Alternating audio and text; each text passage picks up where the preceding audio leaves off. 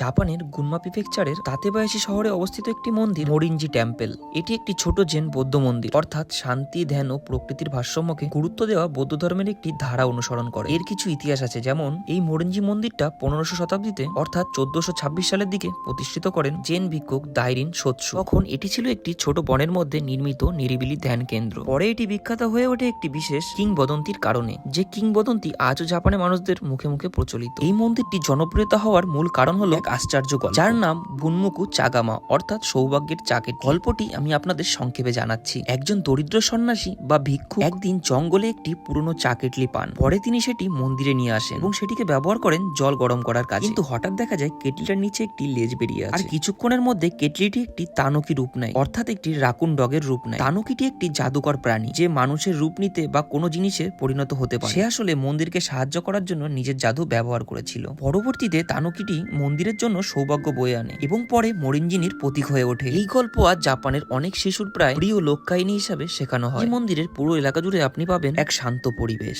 পাখির ডাক, বাঁশের বন, আরো ছোট ছোট তানুকা মূর্তি, যেন এক গল্পের জগতে নিয়ে যায়। এখানকার প্রধান আকর্ষণ হলো তানুকি মূর্তির বাগান, শতাধিক রকমের তানুকা হাসছে, বসে আছে, প্রার্থনা করছে, ইত্যাদি ইত্যাদি। আরো কিছু বিখ্যাত আকর্ষণ হলো বুনমুক চাগামা। এখানে সেই বিখ্যাত চাকেলিটি সংরক্ষিত করা আছে। তাছাড়া পুরনো বৌদ্ধ মন্দির স্থাপনা, কাঠের তৈরি ছাদ, জেন বাগান ও প্রার্থনা স্থান। এখানে প্রতি বছর তানুকা উৎসব হয়, সেখানে মানুষ তানুকার পোশাক পরে আনন্দ উৎসব করে। পর্যটকদের জন্য এটি একটি শান্ত ও সাংস্কৃতিকভাবে গভীর অভিজ্ঞতার স্থান। এগুলি ছিল মোরিনজি টেম্পলের কিছু ইতিহাস। আজকের জন্য এইটুকু, দেখা হবে অন্য কোনো নতুন ভিডিওর সাথে।